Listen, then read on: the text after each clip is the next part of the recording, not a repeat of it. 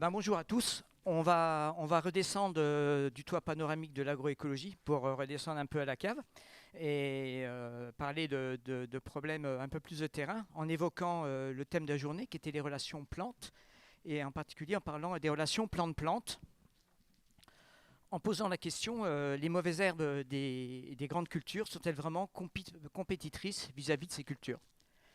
Alors, j'évoque ça à travers quelques photos, un développement de brome stérile dans une orge de printemps, de la renouée à feuilles des oiseaux dans du pavot, de la matricaire qui prend totalement le dessus dans un champ de colza, et puis de la prêle qui exclut carrément le tournesol qui n'arrive plus à se développer. Mais pour autant, ces photos ne sont pas la preuve qu'il y a une perte de rendement. C'est-à-dire on a un développement important d'espèces, mais il n'y a pas la moindre preuve là-dessus que l'agriculteur est vraiment perdant. Alors pourquoi poser une telle question? Pourquoi poser cette question sur la nuisibilité de la flore adventice? Tout simplement parce qu'elle est remise en cause aujourd'hui. Et on regarde ces communautés de plantes qui poussent dans les champs, qui représentent la flore sauvage, la diversité naturelle qui sont présentes dans les parcelles cultivées. On les regarde autrement et on remet en cause le fait qu'elles aient vraiment un rôle dans les pertes de rendement. Donc ça, c'est développé au niveau scientifique. Vous avez un travail réalisé ici par une équipe française qui montre que quand on augmente le nombre de mauvaises herbes dans les parcelles cultivées, on ne diminue pas forcément le rendement, c'est le graphique qui est au-dessus, et quand on augmente la densité, on a une perte de rendement, mais qui est relativement faible, donc pas de quoi s'inquiéter, et pas de quoi peut-être se mettre à désherber de façon sauvage, puisque la perte de rendement est relativement faible. Le titre de l'article était un peu provocateur, les herbicides n'assurent pas un meilleur rendement, mais éliminent les plantes rares. Ça a fait beaucoup de débats entre nous, on en a beaucoup discuté, on s'est pas mal engueulé là-dessus, mais c'était un début de discussion sur cette thématique. L'autre point, c'est que d'un point de vue sociétal aussi, il y a une forte remise en cause de la nuisibilité de ces plantes à travers de très nombreux ouvrages, dont certains sont en vente juste à côté. Et puis, il y a des articles, comme l'article du Monde, qui dit « Les mauvaises herbes nécessaires à la bonne santé des cultures ». C'est un titre un peu osé, on a envie de lire l'article derrière, alors il faut s'abonner, mais on est quand même intéressé de savoir ce qu'il y a là-dedans. Et puis il y a cette fameuse définition qui traîne partout, une mauvaise herbe est une plante dont on n'a pas encore trouvé les vertus. Si vous me trouvez l'origine réelle de cette phrase, je suis intéressé, parce que j'ai encore jamais trouvé, mais au moins il y a cette idée qu'elles peuvent avoir un rôle positif, et c'est ça qui est intéressant dans cette phrase. Alors, cette idée que les plantes ne sont pas nuisibles, ça s'oppose quand même à 10 000 ans d'agriculture. Parce que ça fait 10 000 ans qu'on désherbe. Qu'on désherbe à la main, c'est la peinture flamande qui est au-dessus, on voit les gens qui enlèvent à la main les plantes adventices. Le désherbage à la binette, ça fait un peu mal au dos, rien qu'à regarder la photo, mais c'était réalisé comme ça. Depuis le début du XXe siècle, ou même fin du XIXe, on désherbe avec des outils tractés. Pour ça, il a fallu se semer en ligne, ce qui est une révolution complète, au moins pour l'agriculture française. Et puis, le début du XXe siècle, on s'est mis à désherber chimiquement, avec de l'acide sulfurique au départ, et puis maintenant avec des herbicides de plus en plus élaborés. C'est des énormes tracteurs que vous pouvez voir autour de Dijon actuellement. Mais le fait qu'on désherbe n'est pas non plus une preuve qu'il y a compétition. C'est-à-dire on ne prouve pas véritablement qu'il y a perte de rendement. Ce n'est pas parce qu'on enlève que... on suppose qu'ils le font pour une bonne raison, mais ce n'est quand même pas une preuve. Et puis il y a d'autres chiffres qui sont sortis. Là, je vous ai mis des vieilles publicités. C'est les premiers herbicides organiques en 1940 où on dit que pour éliminer la moutarde sauvage, il faut utiliser le produit vendu. Et on explique que ça coûte 150 millions par an aux agriculteurs français. Là aussi, c'est des chiffres pas prouvés, pas démontrés. Donc, est-ce qu'il y a réellement compétition? C'est la question qu'on va se poser. Alors déjà, quel type de compétition existe dans les milieux cultivés? Ce n'est pas tout à fait la compétition décrite habituellement dans les milieux en écologie, qui sont des milieux plutôt stables. Alors on connaît quand même les successions végétales qui vont des milieux pionniers jusqu'au climax. Vous avez les parcelles cultivées qui sont la deuxième étape. Donc la compétition dans ces milieux naturels, entre guillemets, se fait plutôt entre espèces vivaces et dans des milieux qui sont relativement saturés. C'est-à-dire qu'en fait, la plante, pour pouvoir survivre, elle a intérêt d'être drôlement compétitive, sinon elle est éliminée par l'espèce qui va survivre ensuite et on change donc de succession. On va dans la succession écologique. La compétition a beaucoup été étudiée, les modèles de Tillman, Grime et ainsi de suite. On l'a décrite en fonction si c'est plutôt une compétition de consommation, de chimique, territoriale. Pour nous, dans les milieux cultivés, c'est plutôt consommation et chimie qui sont les principales compétitions observées. Et dans les milieux cultivés, elle est à la fois interspécifique entre la flore adventice et les plantes cultivées et entre espèces de la flore adventice. Elle est aussi intraspécifique. La densité de semis et l'écartement des rangs, c'est simplement une étude de la compétition intraspécifique. On regarde comment on peut obtenir le meilleur rendement en fonction de cette compétition-là. Ça se traduit par les fameuses pertes de rendement. Je vous ai mis un graphe ici, on en trouve des centaines, peut-être même des milliers dans la littérature, où vous avez la densité de mauvaises herbes en abscisse, la perte de rendement, le pourcentage de perte de rendement en ordonnée, et vous voyez qu'en fonction des espèces, on a une perte plus ou moins importante. La follavoine est une redoutable mauvaise herbe, la véronique feuille de lierre est une faible compétitrice qui ne va pas beaucoup embêter le blé. Donc déjà, rien qu'avec ce graphe, vous voyez que mon titre est faux. Quelle compétition singulier, c'est faux. C'est quelle compétition au pluriel, parce que chaque espèce aura un impact différent et chaque communauté aura un impact différent. Ça a beaucoup été étudié, parce que c'est pas, même si ça peut vous sembler bizarre, étudier la compétition, c'est compliqué. C'est compliqué parce qu'il faut bien définir ce qu'on mesure et ce que l'on teste exactement. Alors il y a eu plein de petites manips de ce type-là qu'on trouve dans les bouquins d'écologie. On regarde la croissance de la plante tout seul et la plante en compétition racinaire, foliaire ou les deux plantes en même temps. Et on remarque effectivement que la croissance du trèfle est réduite par la présence de la chondrille. On perd 70% de biomasse. Donc on sait que de plantes en interaction, si la ressource est limitée, forcément, il va y avoir une réduction de la biomasse.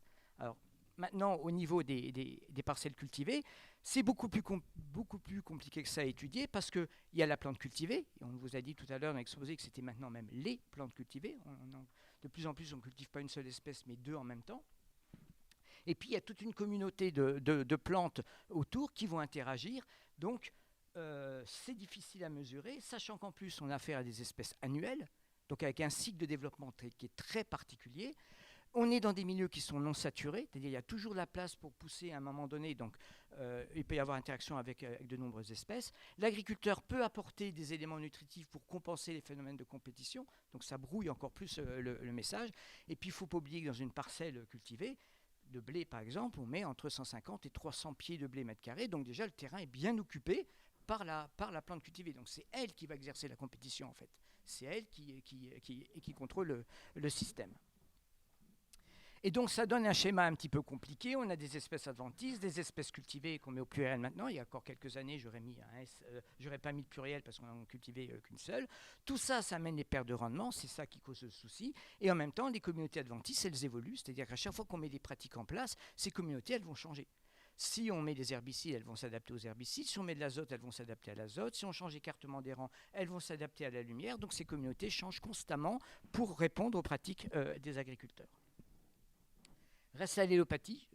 Je n'aurai pas le temps d'en parler aujourd'hui. C'est un sujet épineux sur lequel on est un petit peu en contradiction avec la société aussi, parce que pour nous, on n'en a pas de véritable preuve, mais pour autant, c'est un sujet qui est très souvent abordé. Alors, quelles sont les preuves qu'il y a bien compétition ? Vous avez là aussi des centaines d'articles de ce type-là, avec en ordonnée la biomasse de la mauvaise herbe, en abscisse la biomasse de la mauvaise herbe, en ordonnée la biomasse de la plante cultivée, et plus on met de biomasse de mauvaise herbe, et moins on a de biomasse de plante cultivée. Donc ça démontre bien qu'il y a compétition. Sauf que là, on est dans un truc hyper simpliste, une plante cultivée, une plante adventice, donc on est très loin de la réalité. Puis ce qui n'est pas très satisfaisant, c'est qu'on parle en termes de biomasse, parce que c'est là où on a les meilleures relations en fait. Quand on parle en termes de densité, bien coller le micro. Quand on parle en termes de densité, on a des données qui sont beaucoup moins fiables. À quoi sert ce type de graphe ? Déterminer des seuils de nuisibilité, déterminer des apports possibles, permettre d'avoir le meilleur écartement de rang possible, et puis sélectionner des variétés compétitrices. C'est le principal travail en agriculture biologique aujourd'hui, c'est essayer de trouver des variétés qui sont plus tolérantes à la présence d'espèces adventices dans les champs. Mais on a aussi ce type de graphe-là qui casse complètement notre discours. Là, vous avez toujours en ordonnée la biomasse de la culture et en abscisse la densité de Moser, parce que là, c'est la densité. Deux manips faites exactement de la même façon à 2 années différentes, et on a des résultats totalement différents. Dans un cas, simplement 20 pieds d'échinoclea suffisent à faire baisser 50% du rendement, tandis que l'année d'avant, il fallait 200 pieds pour faire baisser un tout petit peu le rendement. Qu'est-ce que ça veut dire? Ça veut dire que quand la ressource est suffisante, en fait, il n'y a pas compétition. Donc mesurer la compétition, c'est hyper dur. Il suffit que l'année soit pluvieuse et il y ait suffisamment dans le sol, et les deux communautés de plantes, sauvages et cultivées, vont pousser l'une à côté de l'autre. D'où l'idée de remettre de la fertilité dans les sols aussi, qui peut être intéressant, parce que ça atténuerait les phénomènes de compétition. Donc, tout ça, ça fait qu'en fait, on est très mal à l'aise quand on parle de compétition. On a beaucoup de mal à justifier les interventions des agriculteurs. On nous a souvent demandé quand est-ce qu'un agriculteur a le droit de mettre un herbicide. En fait, on est incapable de répondre à cette question.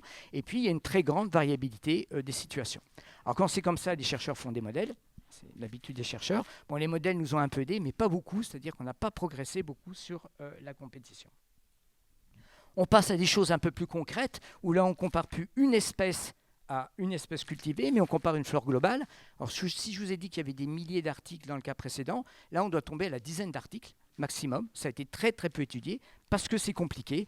Et là, ce sont des données obtenues dans des pays du Nord, entre communautés de mauvaises herbes et céréales d'hiver. Et on observe sur plus de 2000 essais sur une trentaine d'années que en fait, la perte de rendement est relativement faible. On a environ 5,4% de perte de rendement. Donc ça veut dire des choses qui sont globalement parfaitement acceptables. Mais acceptables sur des essais sur 30 ans. C'est-à-dire le problème de l'acceptabilité de l'agriculteur, il est sur l'année ou sur la rotation. Donc, ces chiffres à la fois disent ben, c'est pas si pire que ça, et en même temps, bon, on sait que les situations ne sont pas toujours aussi simples que cela.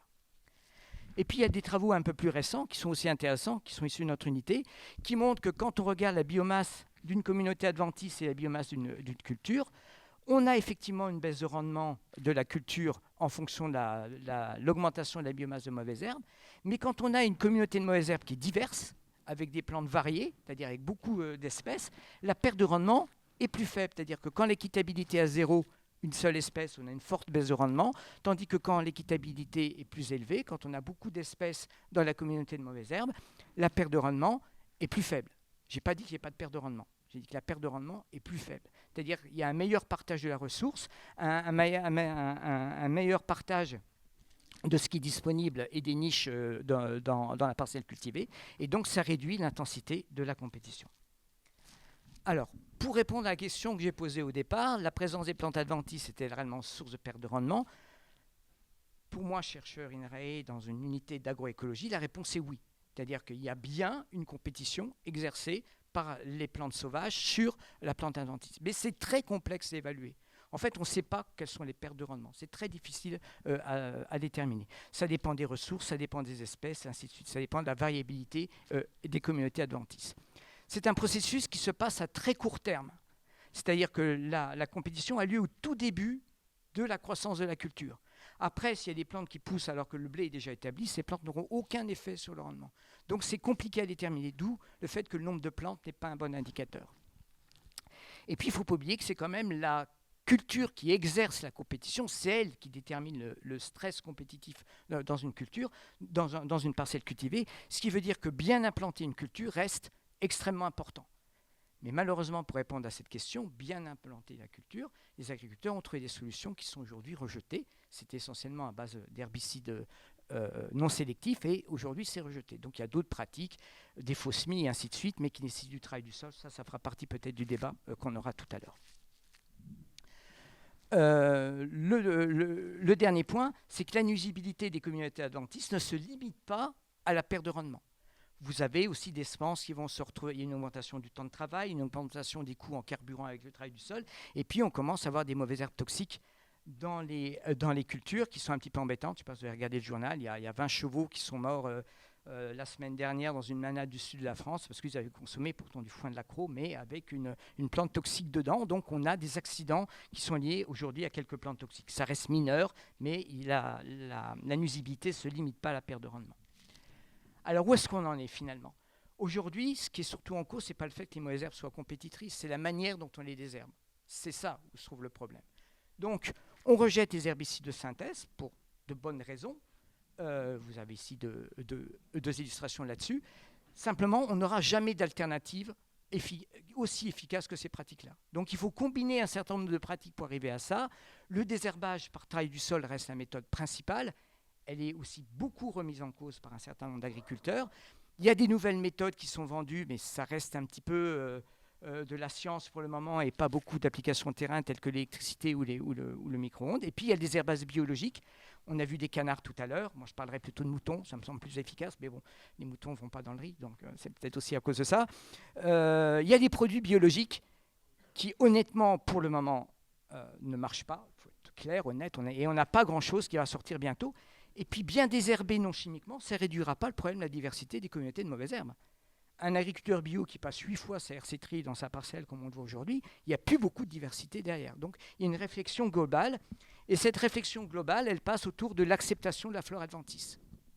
Accepter dans les parcelles cultivées une certaine densité d'espèces. Alors, je vous ai dit que la densité, je n'étais pas foutu de la déterminer, donc c'est facile de le dire. Mais accepter un certain nombre d'espèces en fonction de leurs avantages et de leurs inconvénients. J'ai mis exprès le bleuet, plante messicole, symbole, et une plante ultra compétitive. Vraiment une plante qui élimine le colza. Elle est vraiment une plante extrêmement forte. Donc il faut regarder l'intérêt de la pollinisation, dont on va parler après, des sources auxiliaires, de la structuration du sol, de l'allergie, de la toxicité, et voir comment on peut créer un contexte favorable à l'acceptation des mauvaises herbes dans les champs. Tout ça pour avoir une meilleure compréhension de ces communautés. Pour ça, il faut maintenir un savoir agro malherbologique. Je crois que ça a disparu de la plupart des écoles d'agronomie. Aujourd'hui, on n'enseigne plus de la malherbologie. Bon, il y a Olivier Bardet ici, est un vrai spécialiste de cette communauté, mais c'est un savoir qui se perd un petit peu. Et puis, promouvoir un certain nombre de conservations des espèces rares qui font partie de notre patrimoine, qui ont commencé à disparaître il y a plus d'une centaine d'années et qu'il faut essayer de maintenir dans les parcelles cultivées parce qu'elles présentent une vraie richesse biologique. Voilà, je vous remercie pour votre attention.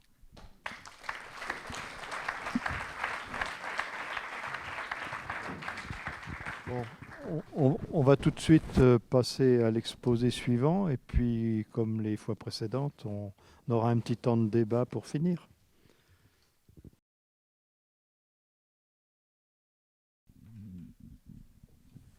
Bonjour. Moi, je travaille aussi à l'INRAE avec Bruno, mais sur les relations entre les plantes et les pollinisateurs. Comme ça va? Ah, ok. Est-ce que comme ça va? Non?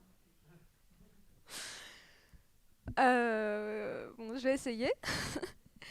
Ce dont je voulais vous parler pendant cet exposé-ci, comme ça c'est mieux? Ok. Pardon? Comme ça? Merci.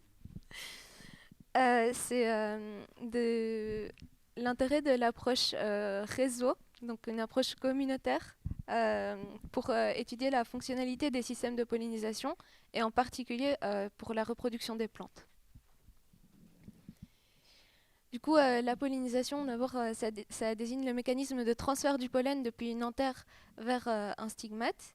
Et pour la majorité des plantes sauvages de nos régions, ce transfert de pollen est effectué par l'activité des insectes butineurs, donc en particulier les abeilles sauvages et les bourdons, qui en tout comptent plus ou moins 1000 espèces en France, mais aussi les abeilles domestiques, les cirfes et les papillons qui sont les principaux. Après, il y en a d'autres, mais ils participent en moindre mesure à la pollinisation. Et c'est pas tout. Pour être efficace, le transfert de pollen doit avoir lieu entre deux individus différents appartenant à la même espèce végétale. Or, dans les systèmes naturels, généralement, il y a beaucoup d'espèces qui coexistent et qui entrent en interaction. Et donc, c'est pas rare de voir, quand on se promène, de voir une même espèce visiter différentes plantes, voire même un même individu passer d'une fleur d'une plante à une autre. Et en fait, ça, c'est parce que les relations mutualistes entre les plantes et les insectes pollinisateurs évoluent selon une dynamique de coût-bénéfice. C'est-à-dire que l'insecte, il va visiter la plante, une fleur, aussi longtemps qu'il recevra une récompense de cette fleur, donc du pollen ou du nectar. Et donc, ça veut dire que les préférences des espèces et les comportements de butinage vont varier dans le temps et dans l'espace en fonction des caractéristiques des autres pollinisateurs présents, donc notamment leur niveau de compétitivité pour les ressources florales. Et tous ces comportements de butinage vont aussi varier en fonction des caractéristiques des plantes présentes. Donc en particulier la quantité, la qualité et l'accessibilité relative des récompenses qu'elles offrent aux pollinisateurs. Et du coup, ça a pour conséquence que lorsqu'un insecte va visiter une fleur, il peut déposer dessus non seulement le pollen qui est intéressant pour la fleur et qui donc provient d'un autre individu de la même espèce végétale, Mais il peut aussi déposer du pollen qui provient du même individu et qui lui poserait des problèmes de consanguinité dans certains cas. Il peut aussi déposer du pollen qui provient d'autres espèces végétales et qui peut entrer en interférence avec le pollen de l'espèce, donc empêcher la germination de ce pollen et donc la fécondation. Et en plus de ça, un insecte, s'il visite une autre fleur, une fleur d'une autre espèce, après être passé sur la plante qui nous intéresse, il peut déposer sur cette autre espèce du pollen de la plante. Et donc, c'est du pollen qui sera perdu pour la reproduction de l'espèce, et on appelle ça la dilution de pollen. Et du coup, vu qu'il y a toutes ces interactions qui ont lieu en fait à une échelle communautaire, ça montre l'intérêt d'avoir une approche globale pour étudier la fonctionnalité des systèmes de pollinisation, et en particulier pour la reproduction des plantes. Mais comme les caractéristiques spécifiques et fonctionnelles des organismes présents sont importantes pour déterminer les comportements de butinage et donc l'efficacité des transferts de pollen, les indicateurs standards de communauté comme la richesse spécifique ou la diversité ne sont pas forcément suffisants pour rendre compte de tous ces mécanismes qui dépendent en fait de l'identité des espèces présentes. Et du coup, une autre approche intéressante, ça pourrait être l'écologie des réseaux. Et donc c'est de ça que je vais vous parler aujourd'hui. Du coup, un réseau, c'est ça. Ça, c'est un réseau d'interaction plante-pollinisateur. Donc en fait, c'est un réseau, il y en a de plein de sortes. Bon, moi, je m'intéresse à cela. C'est la représentation d'un système complexe d'organismes en interaction, d'organismes ou d'éléments en fait en interaction. Donc ici, des éléments, il y en a de deux types. Chaque élément, c'est une espèce. Donc les éléments, c'est les rectangles noirs que vous voyez là. Chaque élément est une espèce. Il y en a de deux types. Des plantes qui sont traditionnellement représentées en dessous, comme dans la chaîne alimentaire, et des pollinisateurs qui sont traditionnellement représentés au-dessus. Donc entre les éléments de chaque type, vous voyez les liens qui représentent en fait les relations qui unissent les plantes aux pollinisateurs. Donc en fait, un lien est représenté sur le schéma lorsqu'un pollinisateur, une espèce de pollinisateur est observée sur l'espèce de plante en question. Et vous voyez que la largeur des liens n'est pas la même. Donc en fait, la largeur des liens, elle indique la force d'interaction qui unit la plante au pollinisateur. Donc cette force d'interaction, elle peut être estimée de différentes manières. Ici, dans ce cas, elle représente en fait la fréquence de visite, mais dans d'autres cas, ça pourrait être la quantité de pollen transporté si on identifie les pollens. Voilà. Donc c'est la force d'interaction. Alors l'intérêt de l'approche réseau, en fait, c'est donc les communautés, la composition des communautés végétales et d'insectes en termes de quelles espèces sont présentes, l'identité des espèces et leur abondance relative va influencer les mécanismes de coévolution, de compétition et de facilitation qu'on va observer dans le système. Et tout ça ensemble, en fait, ça va déterminer les préférences des espèces. Et donc les comportements de butinage et l'assemblage, l'agencement et la force des liens qu'on va observer entre les plantes et les pollinisateurs. Et du coup, ça va déterminer en fait l'architecture du réseau. Ce qui signifie que l'architecture du réseau en fait, pourrait exercer une influence secondaire sur la fonctionnalité du système de pollinisation. Enfin, que nous, on observerait une influence de l'architecture sur, par exemple, l'efficacité de la pollinisation, mais qui traduirait l'effet de choses qui sont beaucoup plus difficiles à mesurer, donc en fait de la composition des communautés et des mécanismes écologiques à l'œuvre dans ce contexte précis. Du coup, c'est ça l'objectif de ma recherche, c'est d'essayer de déterminer l'influence justement de l'architecture du réseau sur le succès reproducteur d'une plante sauvage focale qui est le bleuet justement, en termes de nombre de graines. Et donc pour ça, je m'appuie sur une expérience qui a été menée en 2019 sur une ferme expérimentale entièrement gérée en agroécologie C'est le dispositif Cassis que vous voyez là au-dessus. Et donc sur cette ferme, l'équipe a déterminé, a délimité 16 transects, donc des bandes de 100 mètres de long sur 2 mètres de large. Et il y en a 10 qui ont été placés dans des bordures fleuries et 6 qui ont été placés dans des bordures enherbées pour avoir une diversité de composition et de densité végétale. Et donc au centre de chacune de ces bandes, ils ont planté 9 individus de bleuets, donc répartis en 3 triplets, donc ce qui fait au total sur l'ensemble de la ferme 144 individus. Et donc ils ont échantillonné sur le terrain les interactions entre les bleuets focaux et les pollinisateurs. Donc les bleuets ayant fleuri entre mi-mai et mi-juillet, ça veut dire que chaque bleuet individuel a subi entre 2 et 5 sessions d'observation des pollinisateurs. Ils ont aussi échantillonné les interactions plantes-pollinisateurs, mais dans la communauté florale plus large, donc sur les transects.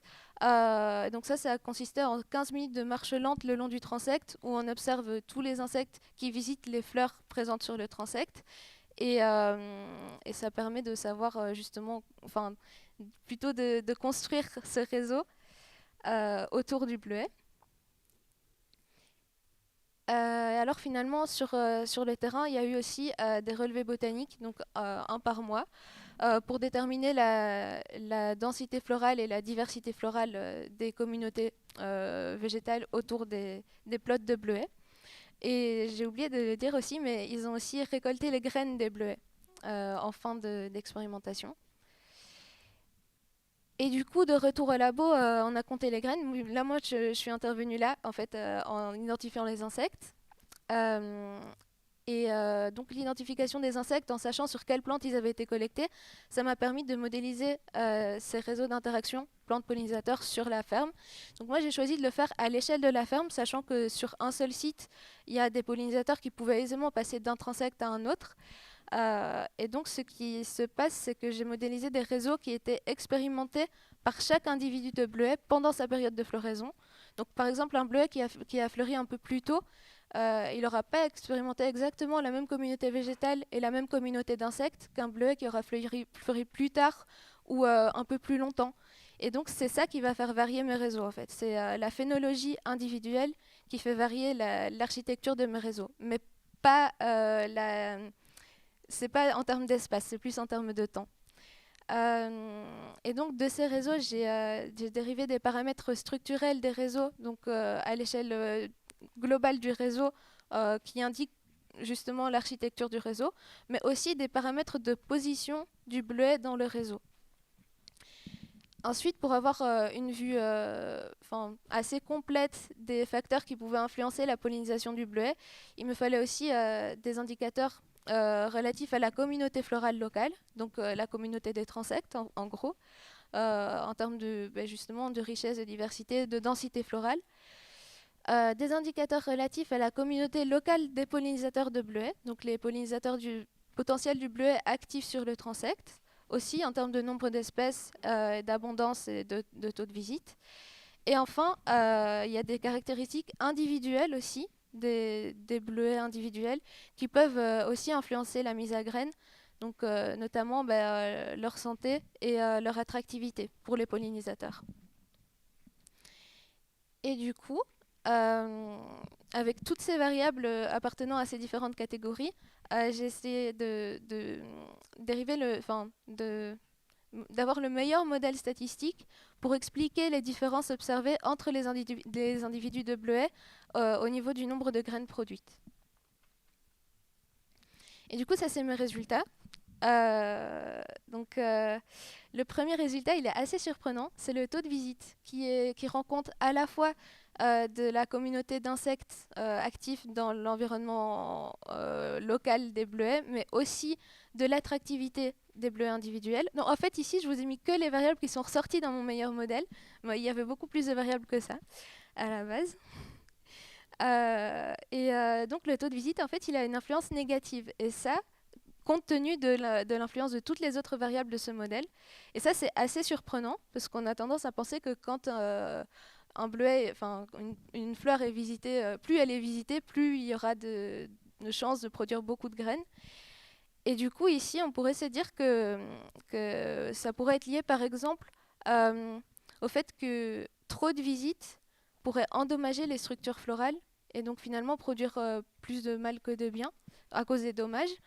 Ou bien, et ça, c'est avec les paramètres du réseau plus tard que je me suis dit ça, qu'en fait, trop de visites finissent par apporter trop de pollen d'autres espèces qui entrent en compétition avec le pollen de l'espèce et qui du coup interfèrent avec la germination du pollen. La deuxième variable qui est ressortie, c'est le nombre d'espèces de pollinisateurs potentiels actifs dans le voisinage de l'individu de bleuet. Il a une influence positive, donc ça c'est plus ou moins logique. Pardon. On pourrait se dire que plus il y a d'espèces dans l'environnement, d'espèces de pollinisateurs potentiels dans l'environnement, plus il y a de chances d'en avoir des efficaces qui vont bien assurer le transfert de pollen entre bleuets. Ou bien, plus il y a d'espèces de pollinisateurs actifs, mieux ils vont se répartir les ressources florales.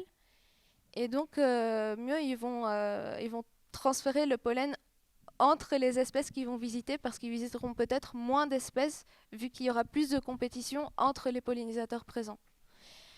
La troisième variable qui est sortie, c'est une variable qui indique la communauté florale. Donc c'est la richesse florale dans l'environnement des bleuets, le nombre d'espèces fleuries, qui a une influence négative. Donc là, c'est pareil, on pourrait dire que ça pourrait être lié au fait que plus il y a d'espèces différentes qui peuvent attirer potentiellement des pollinisateurs, et plus les pollinisateurs vont visiter des espèces et apporter finalement sur les bleuets des pollens différents qui interféreront. Et après, ce qui m'intéresse le plus ici, c'est les variables relatives au réseau. Donc la première, c'est le nombre moyen d'espèces végétales avec qui ont interagi les pollinisateurs des bleuets. Donc en fait, ça signifie le nombre moyen d'espèces végétales avec qui le bleuet interagit indirectement via les pollinisateurs partagés. Et donc, il exerce une influence négative sur la reproduction du bleuet. Et en fait, c'est à cause des transferts de pollen interspécifiques. Donc, non seulement les pollens d'autres espèces qui peuvent être apportés sur le bleuet et interférer, mais aussi les pollens du bleuet qui peuvent être perdus sur les autres espèces et qui ne participeront pas à la reproduction du bleuet. Donc, oui, désolée, j'ai oublié de mettre. Donc là, vous avez un réseau où les pollinisateurs du bleuet interagissent avec peu d'espèces en moyenne. Chaque pollinisateur du bleuet visitera peu d'autres espèces végétales, alors que de l'autre côté, dans ce réseau-là, il y a beaucoup plus d'espèces avec qui le bleuet interagit indirectement via les pollinisateurs partagés. Et finalement, le dernier paramètre qui est ressorti dans mon modèle, c'est la densité de couplage du réseau. Donc ça, c'est un indicateur de la complexité du réseau. Donc là, vous avez un réseau peu complexe. Vous voyez où les liens, il n'y a pas énormément de liens, ils ne se croisent pas beaucoup. Et là, un réseau beaucoup plus complexe. Et donc, en fait, ce qu'on a observé, c'est que plus le bleuet individuel va faire partie d'un réseau complexe à l'échelle du site, donc ça, c'est des réseaux à l'échelle de la ferme, plus sa reproduction sera meilleure par rapport à un bleuet qui aura expérimenté une communauté d'insectes et de plantes plus petites et avec moins d'interactions. Et du coup, ça c'est intéressant parce que on peut se rendre compte qu'au niveau local, au niveau de la communauté végétale locale, c'est la compétition qui prend le pas, vu que la richesse florale locale exerçait une influence négative sur la reproduction du bleuet. Mais par contre, c'est intéressant à l'échelle du site d'avoir beaucoup d'espèces qui interagissent beaucoup, parce que ça va bénéficier à l'efficacité des transferts de pollen, en fait. Et du coup, pour conclure, c'est ça que je voulais vous montrer un peu aujourd'hui, c'est que c'est intéressant de considérer différentes échelles d'études, non seulement l'échelle locale et les pollinisateurs spécifiques à l'espèce, mais d'avoir une vision aussi plus large en intégrant l'architecture du réseau observé sur le site, parce que, et la position de l'espèce dans ce réseau, parce que ça va fournir une échelle plus complète, une échelle d'analyse plus complète, et ça va permettre de mieux comprendre les interactions entre des mécanismes qui se jouent justement à des échelles différentes et qui provoquent des variations de l'efficacité des transferts de pollen dans un contexte donné. Voilà. Merci pour votre attention. Et voilà, je ne sais pas si vous avez des questions ou pas.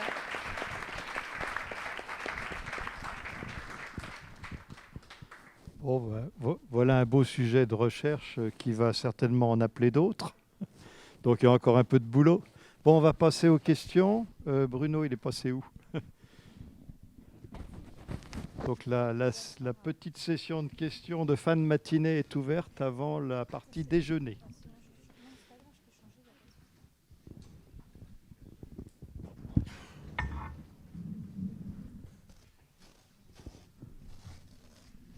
Eh bien, avant tout, je voudrais remercier les deux orateurs pour leur conférence qui était pleine d'enseignements. Et puis, j'ai une question, alors j'ai une triple question pour Audrey. Déjà, j'aimerais savoir si le bleuet utilisé dans cette expérience était un bleuet sauvage, enfin issu de graines sauvages ou cultivées. Une deuxième question aussi très simple. Tu dis que la production de graines pourrait être limitée par trop d'allopollen, enfin de pollen d'autres espèces. J'aimerais savoir si tu l'as vérifié réellement ou si c'est juste une hypothèse actuellement. Et puis, ça c'est deux petites questions techniques. Une question un petit peu générale sur les réseaux. Moi, j'ai tendance à passer du temps à regarder les insectes et je sais que ils vont varier énormément dans leur comportement. On peut avoir par exemple des bourdons qui vont préférer piquer à travers la corolle pour prélever le nectar sans polliniser. On peut avoir des insectes qui, selon leur période phénologique, vont avoir des choix alimentaires différents. Aller, mettons, en début de saison plutôt sur du nectar et en période de nidification plutôt sur du pollen. Et je trouve que sur ton réseau, en fait, tu as énormément de questions pour lesquelles je pense qu'une observation plus détaillée du comportement de chaque espèce de pollinisateur pourrait peut-être te donner des réponses.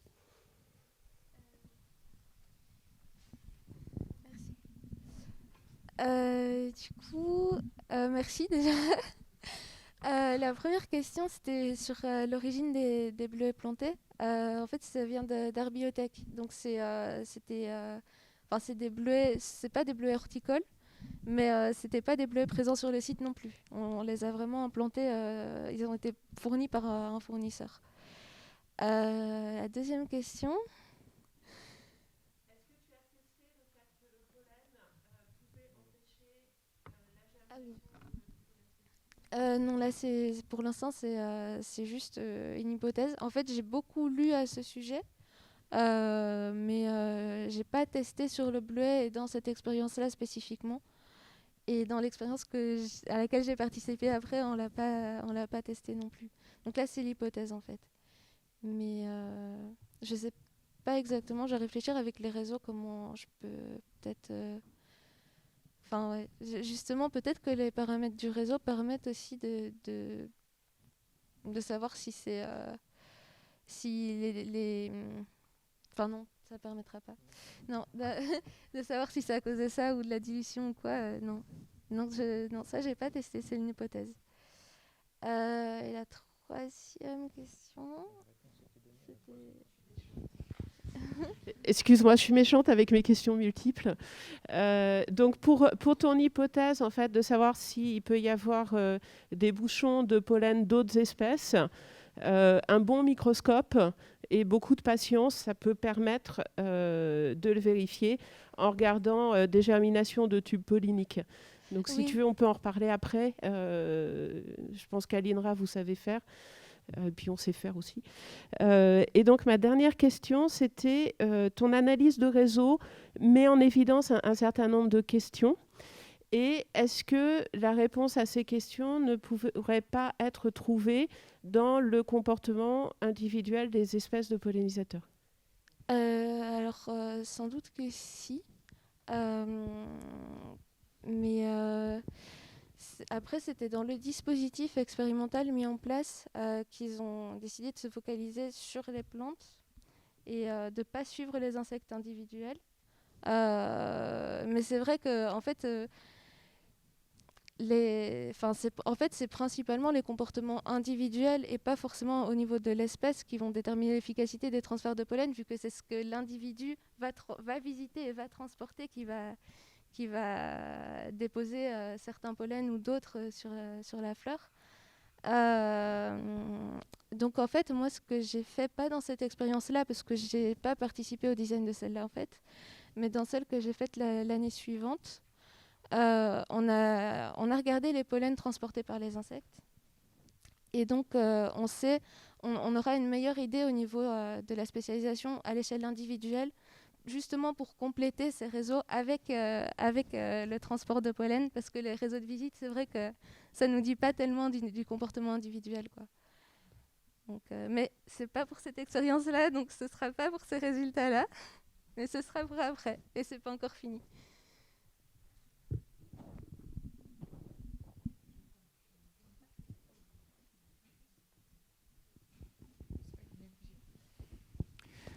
Je me posais une question sur l'effet de la compétition.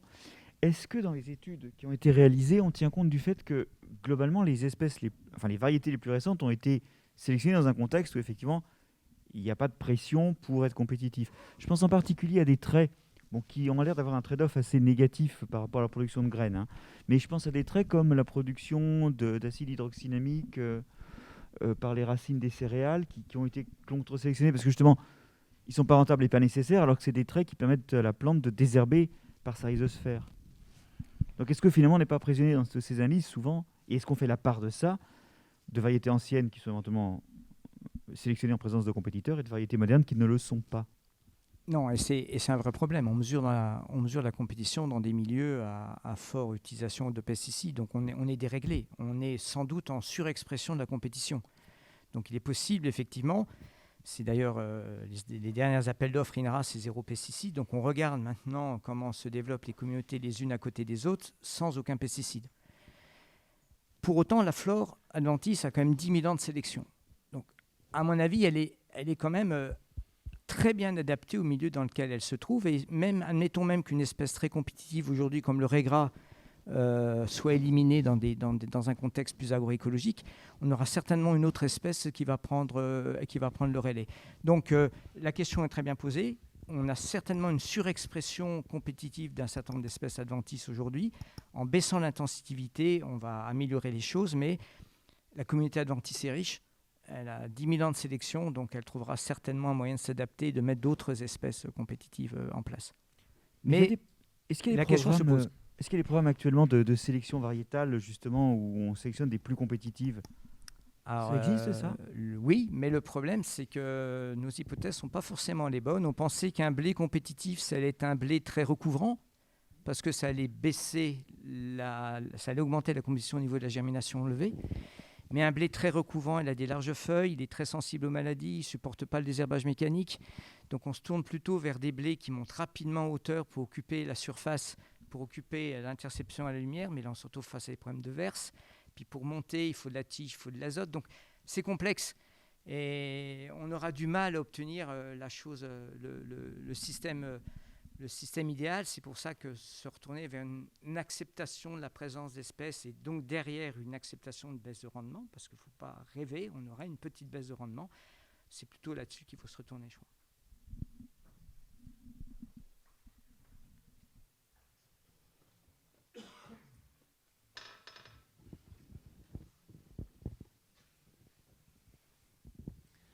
Alors, merci beaucoup pour vos présentations. C'était très intéressant. C'est toujours plaisant à entendre. Quand on le remarque aussi sur le terrain, un peu le même comportement. Moi, je voulais parler aussi, alors on en avait discuté rapidement à côté, il y a donc sur les disparitions notamment de ces mauvaises herbes. Il y en a au moins 25% qui sont des espèces finalement en voie de disparition. Donc cette flore est aussi est très très menacée. Et donc je voulais savoir si eux aussi vous utilisiez un peu les données de sciences participatives. Donc ça concerne un peu tous les deux. D'un côté, pour Audrey, c'est Spipol. Est-ce que vous utilisez un peu ces données-là de relevé d'insectes donc participatifs et avec des résultats qui sont plutôt très intéressants. Et Bruno, c'est l'Observatoire des saisons. Et je voulais glisser aussi un petit mot sur le MOOC Herbe Folle de Tela Botanica qui vient d'être, si tu veux en parler. Merci.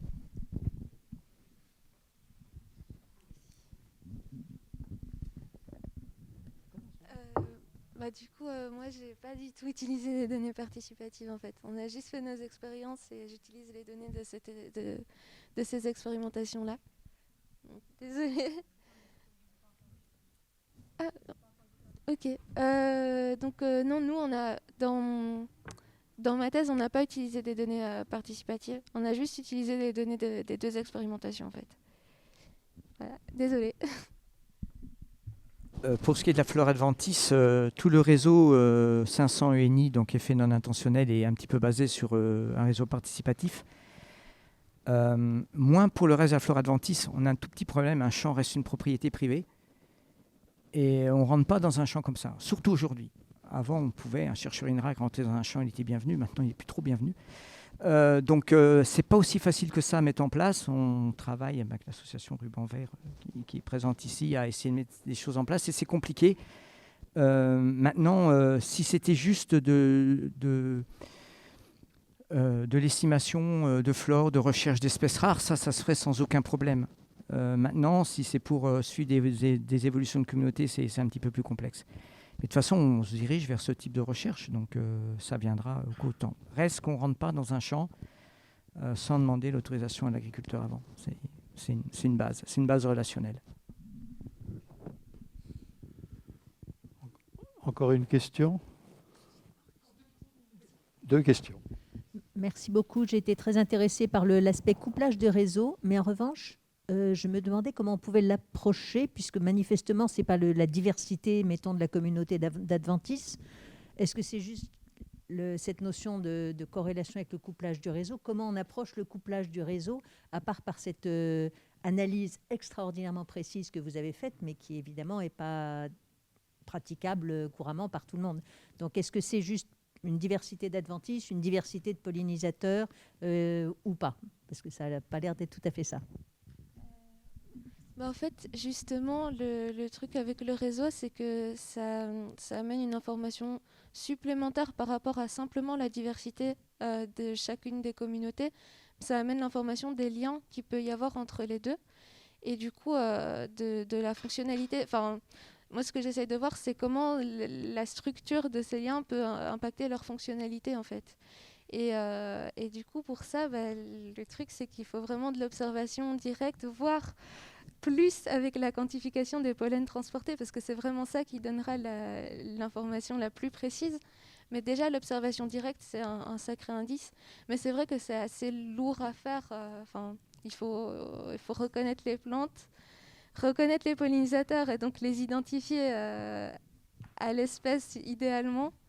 Donc, c'est pas très facile. Maintenant, il y a des projets où ils font des très bonnes clés quand même pour le projet Sapol. Ils ont sorti des chouettes clés d'identification des pollinisateurs à destination des gens qui ne sont pas forcément scientifiques. Donc, je pense qu'il y a quand même moyen en s'y mettant un petit peu de regarder, de faire le réseau de son jardin, de faire le réseau de ce qu'on observe dans la rue ou quoi. Ce ne sera jamais précis, mais ce sera toujours ça quand même.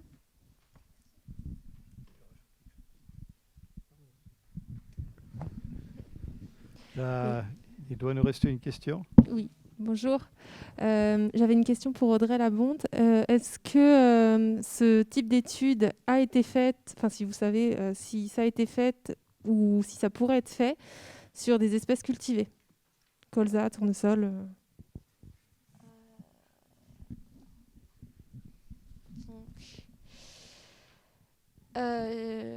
Alors, il n'y a pas eu énormément d'études par rapport à la structure du réseau, à l'influence de la structure du réseau sur sa fonctionnalité. Et celles que j'ai lues ne portaient pas sur les espèces cultivées. Mais je ne vais pas m'avancer en disant qu'il n'y en a pas, parce que c'est ce que j'ai lu qui ne portait pas dessus. Mais je sais qu'il n'y en a pas eu beaucoup, vraiment, et que celles que j'ai lues ne portaient pas dessus. Mais par contre, de la pollinisation sans l'approche structure du réseau, ça oui. Mais... Je pense que ça a été fait sur les principales espèces visitées, en particulier colza, tournesol.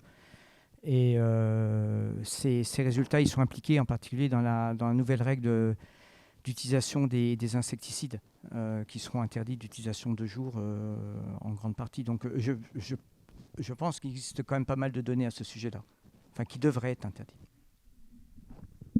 Nicolas, tu voulais ajouter quelque chose ? Moi, justement, je voulais inviter un peu à la science participative.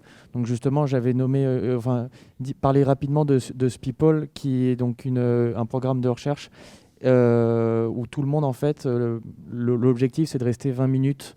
Donc, n'importe qui peut rester avec son smartphone 20 minutes devant une plante et prendre en photo, en fait, tous les insectes qui viennent se poser successivement dessus. Et donc, il y a aussi de l'IA maintenant qui commence à vérifier les différentes espèces, en plus des clés de détermination pour savoir quelles espèces viennent dessus. Et ça permet de faire beaucoup de découvertes, notamment aussi le rôle notamment des diptères, qu'on pensait très minoritaires, et en fait qui sont, donc les diptères, c'est tout ce qui est mouches, mouches, guêpes aussi, finalement ont un rôle pollinisateur très très important, et ça c'est grâce à la science participative. Donc voilà, il y a l'Observatoire des mycicoles dont j'avais cité, qui est aussi à la recherche de ces mycicoles qui sont totalement disparus. Voilà. Et une dernière petite publicité, c'est il y a un MOOC qui est sur Tela Botanica, qui est gratuit, qui vient de commencer et qui est sur les herbes folles. Donc justement, c'était justement le sujet de Bruno, ce sont ces plantes qui sont en train de disparaître, qui ne sont pas forcément si mauvaises que ça. Et elles ont aussi des usages, donc c'est apprendre à les reconnaître. Voilà, c'est gratuit, c'est en ligne, c'est sur Tela Botanica, le MOOC Herbes folles.